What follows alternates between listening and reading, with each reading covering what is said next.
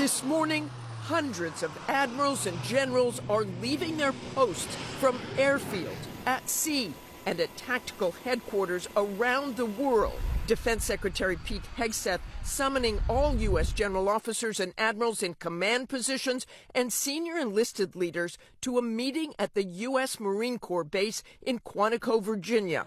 But even those told to attend the meeting do not know what prompted Hegseth's call and what will be discussed. The Pentagon saying only the Secretary of War will be addressing his senior military leaders early next week. President Trump was asked about the meeting, but perhaps misunderstanding the question or unaware of the Hegseth meeting, he seemed to think it was foreign generals who were coming to meet Hegseth. Well, I know. I love it. I mean, I think it's great. Let him be friendly. Let him be friendly with the generals and admirals from all over the world. Why? Is there something? No, but is there something wrong with it? Vice President Vance stepping in. It's not particularly unusual that generals who report to the Secretary of War and then to the President of the United States are coming to speak with the Secretary of War. But there has not been a meeting quite like this one, and it has created apprehension among senior officers. Last May, Hegseth ordering at least a 20% reduction in the number of four-star generals and admirals across the active duty force. It's in keeping with President Trump's commitment to achieving peace through strength. We're going to shift resources from bloated headquarters elements to our warfighters. The secretary has already fired at least 15 senior military officers, including General C.Q. Brown, the then chairman of the Joint Chiefs of Staff, and the first woman to command the Navy, Admiral Lisa Franchetti, also let go. While the topic of the meeting remains a mystery, given what President Trump and J.D. Vance said about it, it does not appear to be an urgent national security matter. But having this many senior officers away from their post does create concern among some. Rebecca? Hi guys, welcome back to the channel. My name is Miss Yuba. Today we want to talk about this dangerous video that has been making the rounds on TikTok. Trump wants to fire 800 generals in the military. This is a very big and scary plan. Let me explain why it is a problem for freedom and for democracy. Why fire 800 generals? If one man removes 800 generals, it is not about making the army better. It is about control. It means he only wants people who say yes to him. This is not democracy. This is what dictators do. They remove anyone who can say no to them. In America, the army should follow the constitutions, not politicians. Soldiers protect people, not one man. If Trump friend wants the army to only serve Trump, that is very dangerous. That is how freedom is lost. Why the number 800 is scary? 800 generals is a huge number. Have long experience. If you remove them all at once, the army becomes weak and confused. New generals may not be strong or skilled. They may only get the job because they are loyal to the politician. That makes the army corrupt. All right, so please hang out with me and just take a breath for a second. Hegseth has called a meeting of all military senior leaders next week. And there are a couple of reasons why he could be doing this, and I'm going to walk you through some of them, okay? One reason is he could ask all of these leaders for a pledge of loyalty to Donald Trump instead of the Constitution. And if they don't give that pledge, he could have them fired or arrested. And when you hear that and you go like, holy shit, it's all over, they're going to take over the military. In order for me to believe that, which I don't, I would have to believe that every other leader and military person underneath them was going to just roll over if their leaders got arrested or fired. And that's not the case. Because let me be clear about this. Our entire military, especially the officers, especially the leaders from top to bottom, are trained in military history and are trained in the UCMJ, are trained in the Constitution. And the higher up they go, the better off they're trained. And they are trained against enemies foreign and domestic. And if you don't think in the back of their minds that they have thought about this or this coming down the pipe in some way, you would be wrong. The previous time that Trump was, running the country, military leaders were aware of this and they were preparing for this. They understood this was a possibility. During Biden's administration, when Milley gave that speech, "We do not answer to a king," they were preparing for this. When Biden said, "Remember your oath," they were preparing for this. So this is something that's been in the back of a lot of people's minds, a lot of military personnel's minds for multiple years. It was something you hoped would never really happen, but you knew it was there because it does say "end domestic." And so they are prepared for that. And they're also prepared to do what they have to do if that is the case. If military leaders start getting fired and there's a pledge of loyalty, that becomes a domestic enemy. And you can't tell me that the entire military is just going to suddenly roll over in all of these units, right? And some people will say like, "Oh, look how veterans voted in 2024. Okay, I'll look at how veterans voted. And it was like 67% that voted for Trump. But I'll also look at the fact that 50% of post 9/11 veterans voted for Kamala Harris. I'll also point you to the fact that the VA has been decimated, right? They have had military members rolling out red carpets for Putin. They put on a military parade where the military was not having that. They had flyovers where for like the first time in history, the flyover was delayed because the military was sending a message. They had to pass over 38 4-star generals to find a retired 3-star general to be his chairman of the Joint Chiefs of Staff. They fired the leader of the DIA for doing his job and giving the assessment of his agency. They fired him for doing his job. And if you think that sent a bunch of feel-good vibes throughout the military, it did not. They understood that this guy was getting fired for telling the truth, which is what you were trained to do in the military. That did not go over well. Kegseth is a running meme. There are articles about this. He's a running meme inside the military, okay? The support of the military is not there for this administration. And so Trump and his cronies may be being told that, like, hey, you can take over the military anytime you want. You just say so. They're being told that, like he's being told everything else. Everything is inflated. People love you. You know, you have 90% approval rating, all this bullshit. When you look around the country, historically low approval ratings, right? People do not dig his act. Farmers don't dig his act. Business owners are not digging his act. We are not digging his act. Prices are going up. Pay is staying the same, which is shitty as it is. None of these things play into his favor, but he's probably being told different. So that is an option where he says, hey, now's my time. I can go do this. I don't have to worry about Epstein anymore because I have control of the military. I have control of the country. Great. That is an option that they are thinking about. And he's probably being told to consider because he is living on a bed of lies. And so please be aware of that. There's another possibility in there as well where, and if you see this build up and up and up over multiple days, it's a trigger. There's nothing they like to do more than trigger the libs. And even though they know they can't pull this off and they could say like, hey, military, you're mine, do whatever you want, you know, martial law, fire all the leaders and all this bullshit, it's mine. They could give you that impression so that, you know, some people who are not aware are shitting their pants. And that's part of their game. And it always has been, if you remember, it always has been the bluster, right? So that's another option as well. And both of these options take breath away, space away from the Jeffrey folders, right? Absolutely. I think the House just canceled a couple days worth of votes where it could have come up with our new representative from Arizona where they could have gone ahead and passed that discharge and got that ball rolling. So they canceled a couple votes instead, right? Like that is front and center. And I think even part of this, you know, if he's going to go down this road of not just trying to trigger people, but he's going to go down this road, I think some of that, you know, he may have been blending in this whole like, hey, suddenly I'm supportive of Ukraine. Suddenly I don't want Israel to take the West Bank. And that has happened very recently, right? Like, so he's trying to do this little goodwill and like, hey, I'm a great guy. You should support me as I try to take over the country.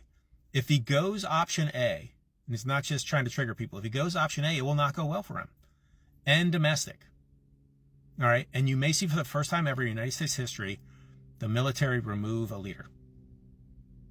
Because they're not going to roll over. You would have to ask every member of the military to roll over. Some would. Some, like the diehard guys would, probably lower ranks, they would. Okay. Some. Okay. You're going to have a metric shit ton whose families have been affected by his policies and these broken promises and what he has done and the ridicule that he has put upon the military. And they are going to react in a different way. And most importantly, because they took an oath. And you may think that's nothing and it's just bullshit, but it's not. It's not. And for the leaders above them, it's not. And so I ask you to think about that. They're going to make you absolutely, you know, they're going to try to make you go crazy. with all this bullshit. But take a breath, okay? One thing I will say is if this is the only place you get news, especially with the executive order about TikTok sale, if this is the only place you get news, please go to Red Ocean or Substack, somewhere else, and get your news there. All right? That is something I would look at. Reuters, BBC. If you're not following BBC, please follow BBC. Okay? AP, some of those are still valid. ABC, sketchy as fuck. CBS, more sketchy. But please, don't lose your cool. And if shit goes sideways, there's things that we can do. Stop working. Start heading to DC. All of us. Just stop working and go. Your life will be better by heading there and us all taking care of this instead of slowly just, sliding into the abyss. So take a breath. I know you'll see this stuff about decapitating the military and it's all going to doom and gloom. Please take a breath. Okay? If you watch all this, I appreciate it. All right? We are not there yet. So take a breath. Understand what is happening, but be ready. Okay? Just in case. But this will not go the way he thinks if he's trying to pull off what he might be. It will not. So please have faith in the military. Please have faith in the leaders, all of these brothers and sisters who have been bonded over decades of conflicts with each other, not with him, and to the Constitution and to the UCMJ. Okay? All right, thanks. Folks, next week our country changes forever, and I need you to be prepared for it. No violence, no violence. That would be the worst possible thing you could do. It would play right into their hand. And don't panic. Don't panic, I'll tell you why. So Texas Paul, hope your coffee is as good as mine. Hell, I hope it's better. Yeah, this is the end of September, and next week they're about to decapitate the military. Pete Hegseth has called a meeting of well over 100 of our top generals. That give you an idea, I think there's only like 475 top generals and admirals. Not top, but total generals and admirals. There's like 475. He's called a meeting of over 100 of them. They're going to decapitate the military next week. That's what's going on. They've been moving towards that. The plans they've been putting together, they've been calling a consolidation of leadership. And this is the Nazi playbook. They already did it with ICE. They did it with ICE. The $100 million they put into ICE was exactly the Nazi playbook. They went out and recruited out of the militias, and that's why they wear the mask, so you can't identify where they got these people from. Now the next step is decapitate the military and create super generals. These are generals that they're going to have basically ad campaigns for. They're going to get the nationalists behind them, the rah nationalists behind these generals to make superstars out of them because they're sycophants that they can control, that will do anything that they're told. This will be the end of your country as you know it, but I need you to not panic, and this is why. You can stop this. You may not be able to stop these generals from being fired and removed, but you can stop this entire thing. A country of 330 million people that will not be governed cannot be governed. It's that simple. It's that simple. Protest, fight, boycott, fight economically. Close your wallet and sit your ass down. Folks, a bunch of unarmed Indians ran the most powerful empire at the time, the British, out of India by simply sitting their asses down. You can do that too. You can do that too. Most of these major corporations run on loans. If you just stop spending, they fold. You understand where the power is? You have the power. Use it, and use it wisely. Any violence plays into their hands. Hey guys, really crazy story about Pete Hegseth that came out today, and you need to pay attention to this. It's very dangerous and very ominous. He has ordered every single general and every single admiral across our entire military, 800 plus people all around the world, to fly to Quantico, Virginia, and have a meeting on Tuesday. There is no good reason to do this because, first of all, it creates a massive security risk to have all those, important people in one place at one time. Secondly, there is nothing that they would do there that they can't do like over Zoom or through, a video conference or a phone call. And when I think about that, it's got to be something like a loyalty test or a mass purge. It's got all kinds of Stalin, Soviet Union, Russia kind of overtones to it. And you think about this also in the context of the fact that they're about to do a government shutdown because the Republicans won't even, deal with the Democrats to try to keep the government going.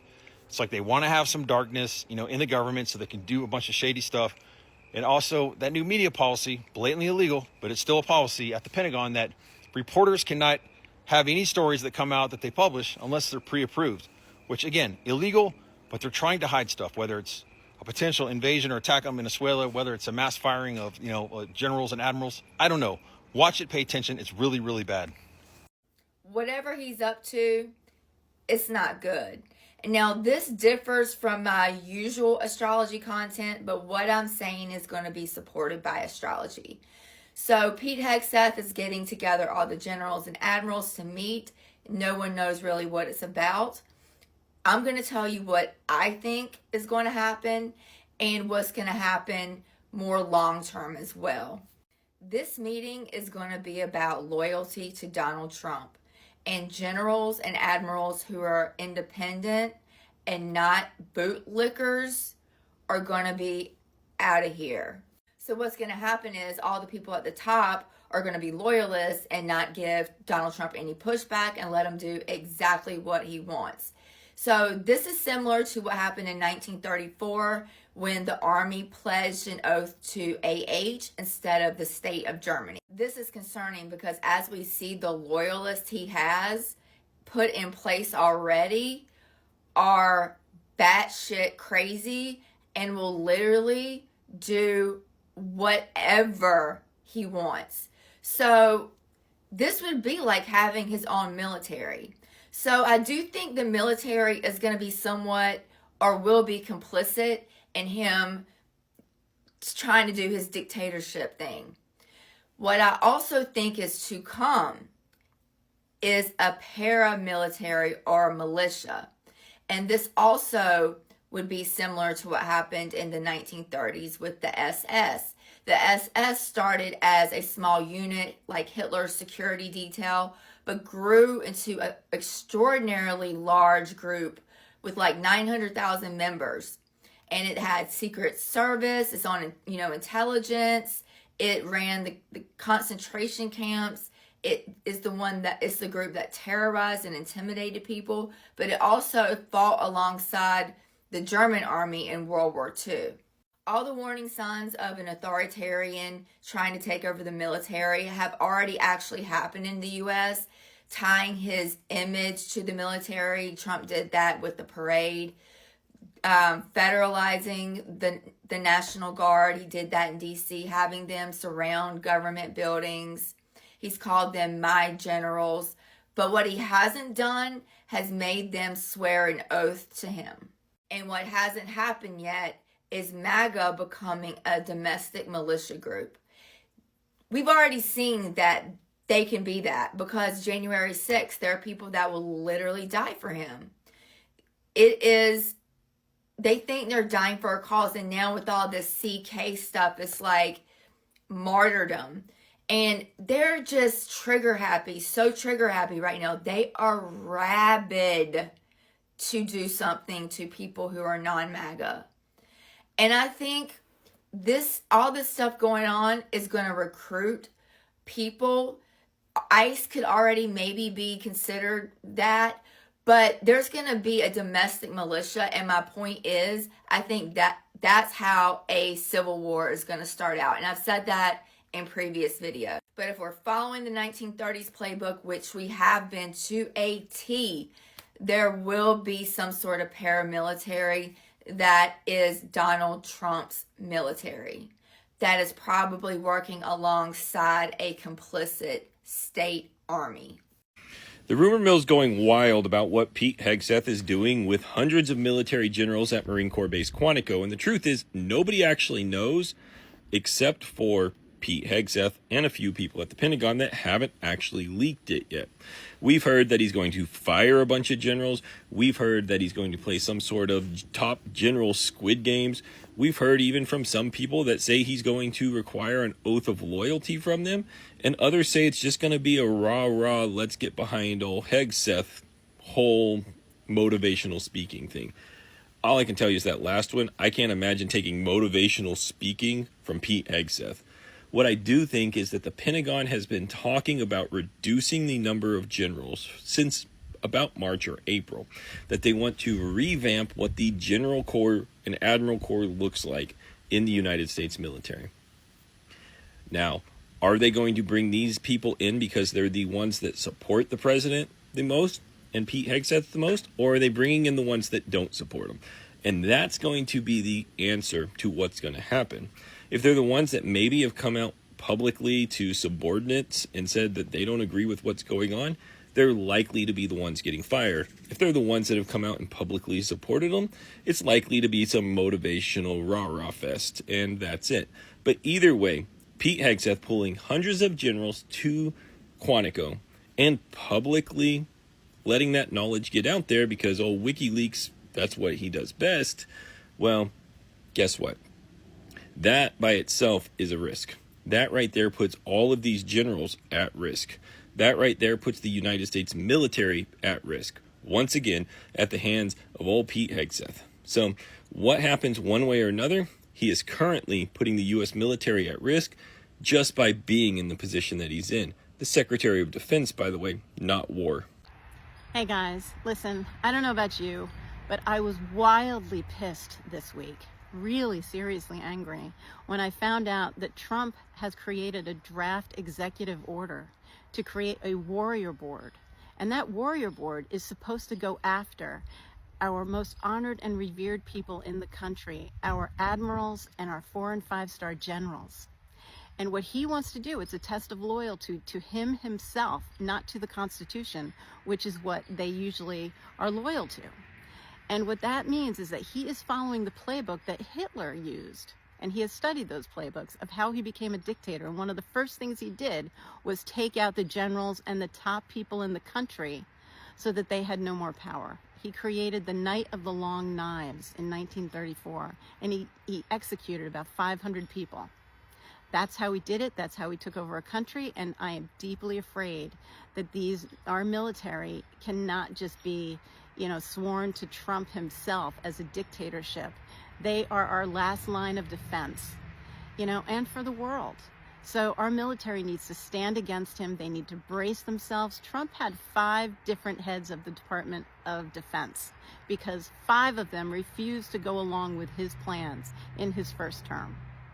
We have a very serious situation brewing. That one is deeply concerning, and I really hope that the news channels and the interior of our, Department of Defense are making plans on how the military can stand up and defend themselves against Trump.